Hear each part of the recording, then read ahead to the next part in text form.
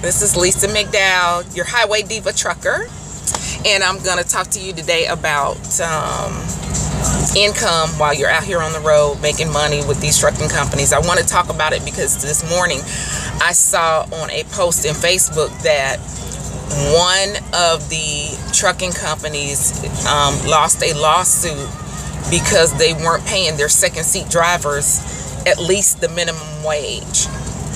And a second seat driver can be a student, or it can be you're a team and you're dedicated, or you're a team and you don't have to be dedicated.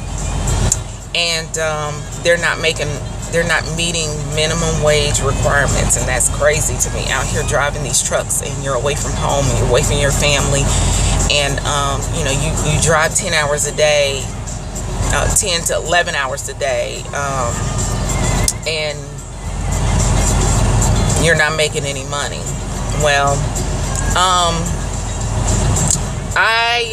I'm gonna show you one of my paychecks. It's not the best that I've done.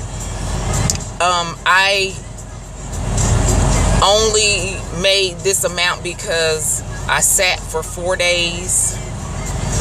3 days was in the storm, and one day my truck broke. That's why I wasn't able to get out of the storm. I was in that blizzard in New Jersey. So I'm gonna go ahead and show you part of my paycheck. Well, my paycheck. Oh well.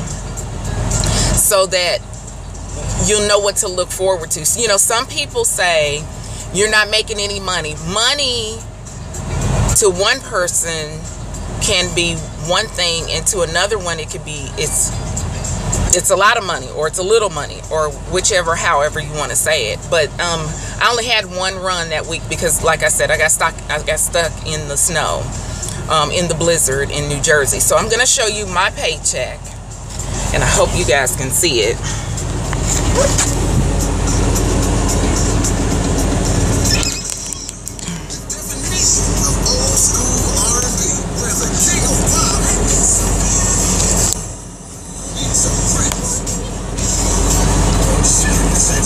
Oh well. Right here's my gross. $3,200, $3,202.08. My total expenses was $1,844. $141 went into my reserves. General expenses was total $988. I got a cash advance for $300. My fuel was $556. And that's for 2,800. 2,800 miles. I don't think you guys can see that. 2,800 miles. I only had one trip, and my paycheck was $1,215.84. It really was like $1,500 because I got the cash advance, so they take that out of the total amount or whatever. But that's just for 2,800 miles. And there's a lot of people where their companies fight them for the money that they're deserved and owed. Such as, let me give you an example. If you took a load somewhere and then you sit for 24 hours and you get layover pay, or you go to a receiver or shipper and you sit there for a certain amount of time, you're deserved detention pay. And some companies will fight you on it. They don't want to pay it. And there's some companies that are like, oh, well, let me go ahead and get your detention pay in, or your layover pay in. That way you'll get it on this check.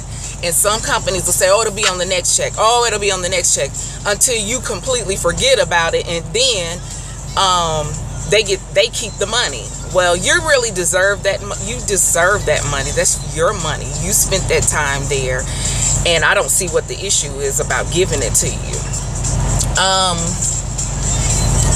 Some companies give you safe driver bonuses. Some companies don't. Some give you a jacket for safe driving. Some companies don't.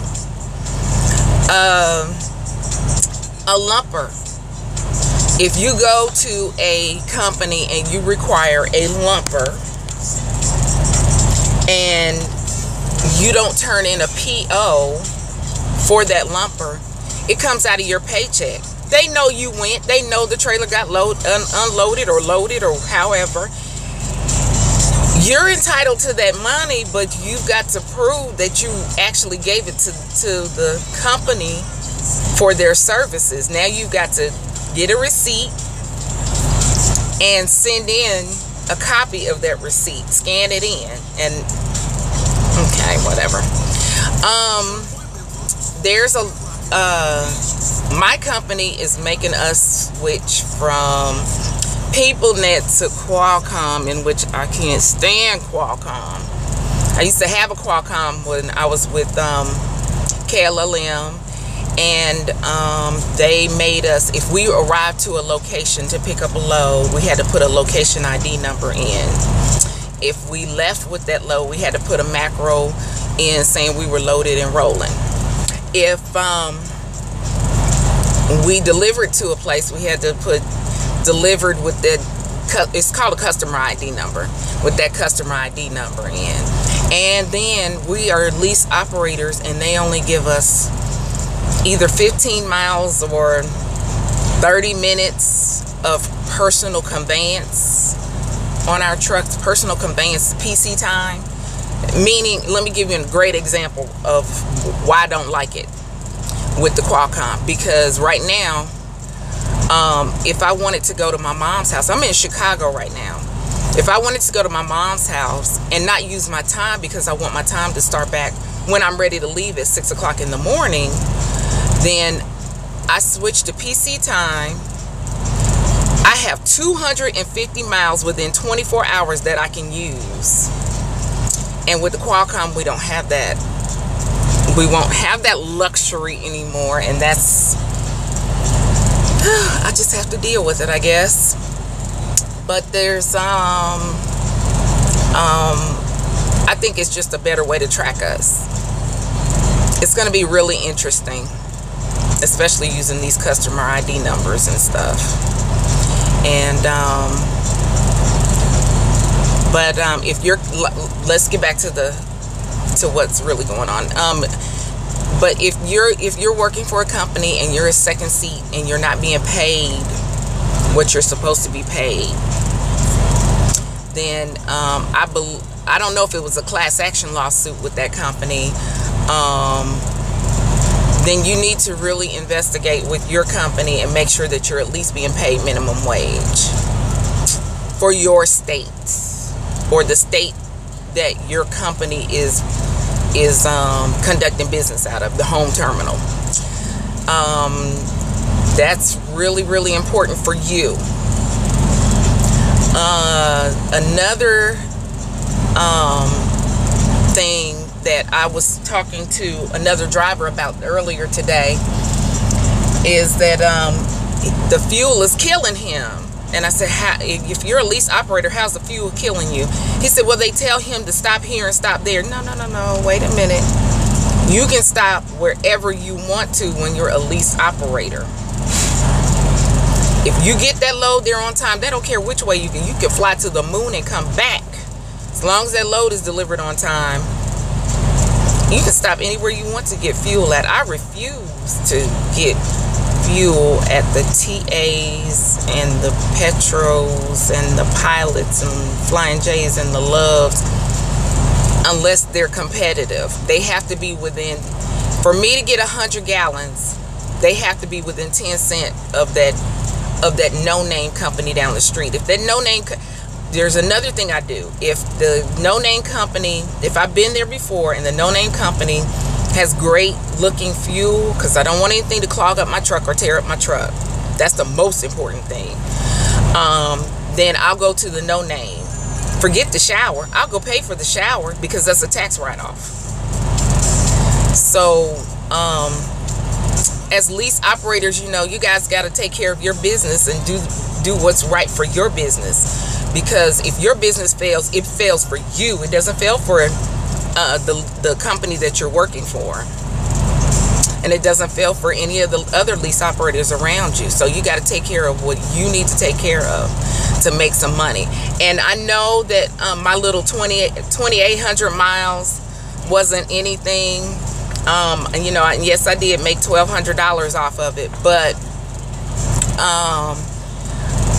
just think about what I do if I hadn't been snowed in. I would have had a pretty decent check. You know, $1,500 is not bad, but I prefer anything over the $2,000 to $4,000. And yes, I know there are owner operators out here that bring home $5,000, $6,000 a week. I'm not even trying to compete with you guys. You guys are awesome, and I'm trying to get to that place. And I hope that you guys have learned something from this video. And this is your Highway Diva Trucker, Lisa McDowell, signing off. Talk to you later. Bye.